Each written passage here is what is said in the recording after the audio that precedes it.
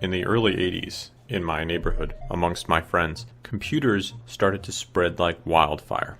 One friend would get it, another friend would get it. Typical of what happens with trends in a group of friends. So everybody starts getting computers. We'd all been playing Atari, ColecoVision, and television, and computers seemed like the natural next leap. I got a Commodore, and had one of my friends over, and he was very excited because his family told him he was going to get a computer at his birthday, so he knew this going into it. We all went over his house for his birthday party, and we do the normal kid stuff, running around, and the cake goes out. This giant box comes in, but I'd never seen a box this big. It was especially big when compared to my VIC-20 box, which is where my expectations were.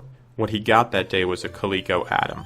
He was very excited. He had been a ColecoVision fan, so his uncle, who had brought the computer over, says, "Well, I'll set this up for you, buddy. You go out and play with your friends." We went out and played for about a half hour.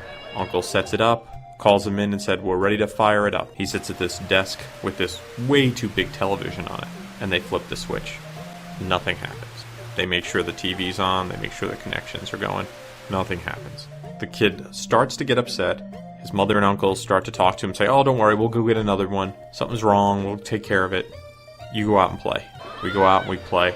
I don't know what happened. I guess they left and went to either Toys R Us or wherever they bought it and brought another one back. They're tinkering around in there for another half hour. At this point, we'd been at the party for 3 hours.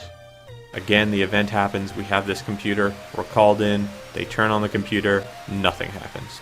We're all staring at each other. The birthday boy does not look happy. At this point, the uncle sits down and starts tinkering and says, I'll fix this, don't worry. Well, the party's just about over. We go home. I found out later it took 2 more Adams before they actually got one that worked. And my perception of the Adam computer in the 1980s was colored by this event. But things would change when I would go away to college, and there I lugged my brand new electric typewriter in order to write papers and stuff. It was while torturing myself using this electric typewriter that I came to be enamored of the Adam computer. See, a guy who I became friends with who lived across the hall had an Adam computer, which made for a pretty decent word processor once you got through its quirks. And his system was fully working, and although very, very loud when it printed, very useful. And on more than one occasion, he let me use it to write papers.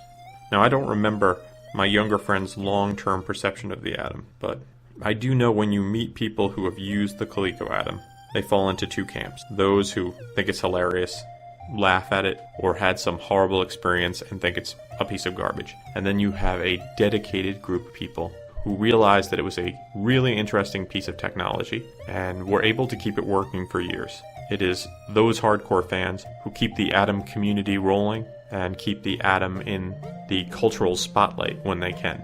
On today's show, we're going to talk a little bit about Coleco, the company that made it. We'll talk about the technology, we'll talk about the release and its reception. We'll talk a little bit about some of the problems that the Adam had, and it had a few problems. We'll talk about the famous Atari incident, and we'll talk about the legacy, where the Coleco Adam is today. And we'll throw in some surprises here and there. We have an info-packed episode ahead of us, so without further ado, let's start the show.